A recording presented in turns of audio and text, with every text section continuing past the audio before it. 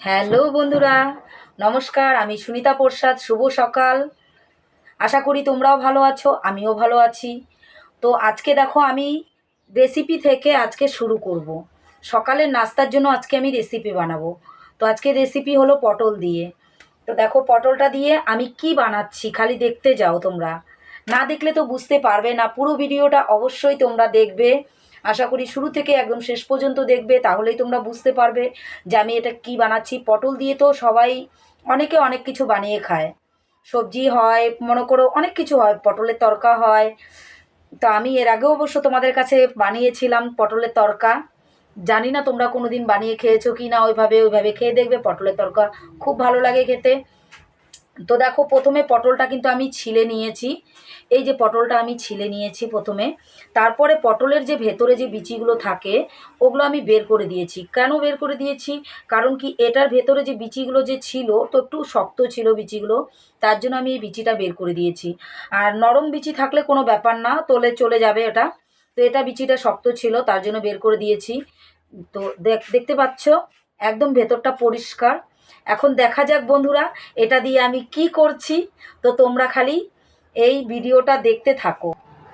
তো চলো শুরু করা যাক আজকের রেসিপি। দেখো সবার প্রথমে আমি কড়াইটা গ্যাস জ্বালিয়ে বসিয়ে দিয়েছি। একটু গরম হয়ে গেছে।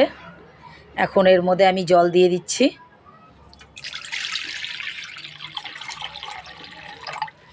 জলটা একটু গরম হবার অপেক্ষা।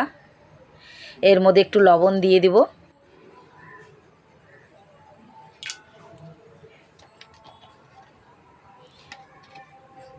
একটু হলুদ। এখন ভালো করে একটু ঘেঁটে দেব।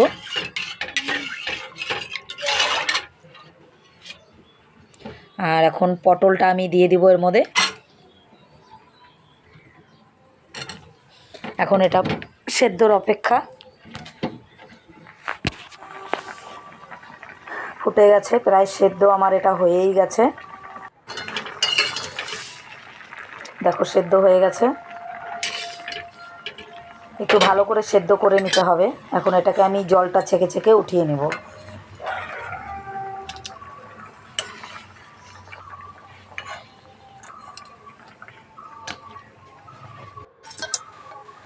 দেখো হয়ে গেছে।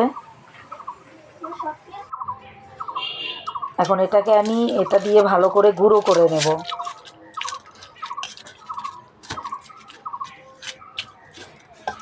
দেখো গুঁড়োটা আমার প্রায় হয়েই গেছে। এর মধ্যে এখন দুটো আলু নেব, সেদ্ধ আলু। পুরো সেদ্ধ আলুটা এর সাথে মিক্সড করে দেবো আমি গুঁড়ো করে। কয়েক দানা রসুন থেতো করে নেব।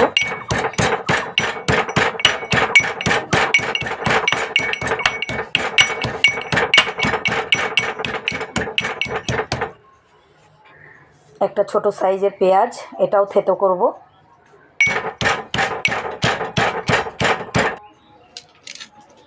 এখন পেঁয়াজ আর রসুন থেতোটা আমি এর মধ্যে দিয়ে দিলাম। বেসন,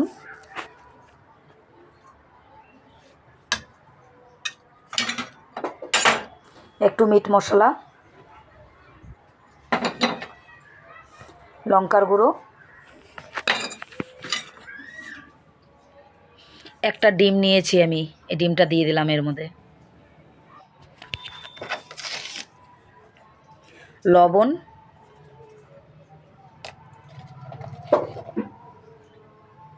হলুদ। এখন এটাকে ভালো করে মেখে নেব।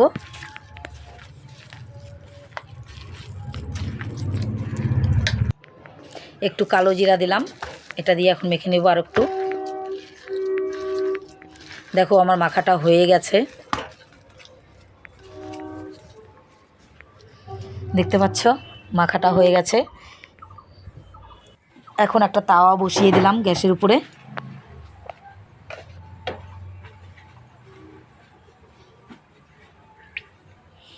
তেল দিলাম। তেলটা একটু গরম হবার অপেক্ষা। পাতলা পাতলা করে আমি এখন পুরো সবগুলো দিয়ে দেবো সাইডে সাইডে ঘুরিয়ে ঘুরিয়ে।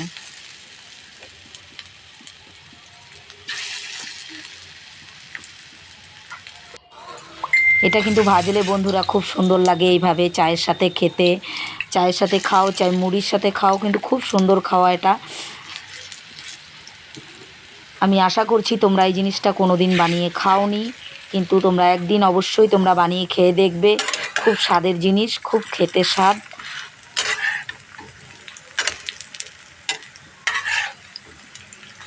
তো দেখো এখন আমার একটা সাইড কিন্তু হয়ে গেছে, আমি একটা একটা করে উল্টে দিচ্ছি।